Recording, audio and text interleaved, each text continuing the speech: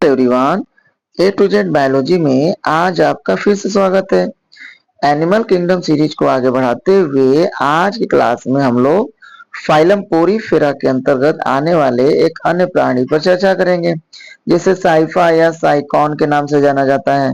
लेकिन इससे पहले कि आप मेरे चैनल पर पहली बार आए तो प्लीज चैनल को लाइक और सब्सक्राइब और शेयर जरूर करिएगा और अपना प्यार और सपोर्ट भी बनाए रखिएगा, क्योंकि आपका सपोर्ट ही हमारा क्या है, मोटिवेशन है।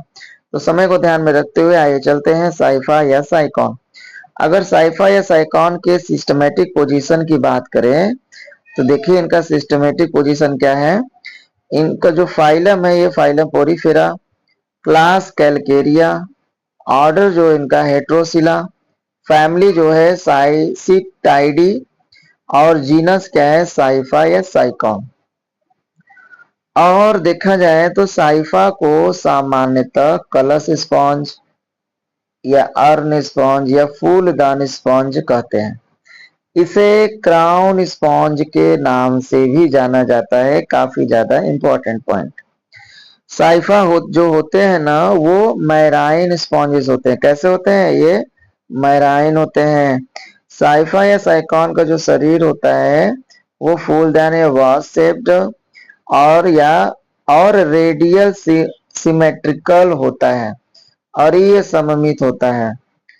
इनकी जो लंबाई होती है ना वो 1 से 3 सेंटीमीटर और व्यास जो होता है 5 से 6 मिमी होता है।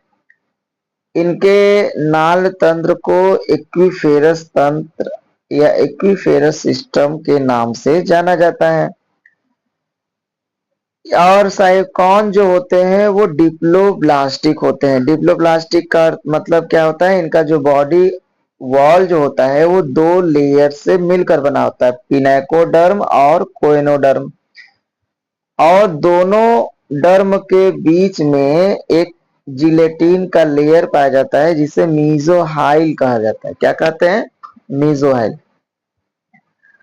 अच्छा, इनमें इनका जो इनकरेंट कैनाल होता है वो पिनेकोसाइट्स का बना होता है।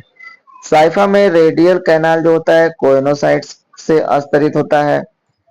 अगर इनके वाटर करंट ऑफ वाटर की हम बात करें तो देखिए करंट ऑफ वाटर कैसे होता है। वाटर फ्रॉम आउटसाइड से थ्रू डर्मोलोस्टिया से होते हुए इन करंट कैनाल, फिर थ्रू पोरोस्पाइल से होते हुए रेडियल कैनाल, फिर रेडियल कैनाल से होते हुए एपोपाइल्स, एपोपाइल्स से होते हुए स्पॉन्जोसिल थ्रू ऑस्कुलम से क्या होता है, आउटसाइड हो जाता है। तो ये जो आउटलाइन है करंट ऑफ वाटर का उसको बढ़िया से देख लीजिएगा। अच्छा, इनमें कैनाल सिस्टम जो होता है वो साइकॉन टाइप का पाया जाता है। अच्छा, ये काफी ज्यादा इंपॉर्टेंट है। 2021 के टीजीटी एग्जाम में ये क्वेश्चन आया हुआ था। इनके कॉलर की जो रचना में 20 से 30 टेंटिकल्स पाए जाते हैं। इसके अलावा देखिए मीजोहाइल में अकोशिकीय कोलाइडल मीजोग्लिया पाया जाता है। इनमें 2 प्रकार के स्पाइक्यूल्स या कंटिकाएं पाई जाती हैं। लेकिन इससे पहले कि आप मेरे चैनल पर पहली बार आए हैं तो अपना चैनल को लाइक और सब्सक्राइब जरूर कर दीजिएगा, क्योंकि आपका सपोर्ट ही हमारा क्या है, मोटिवेशन है। तो देखिए 2 प्रकार के स्पाइक्यूल्स पाए जाते हैं। पहला क्या होता है, मोनोक्सॉन। जो सेकेंड है टेट्राक्सॉन।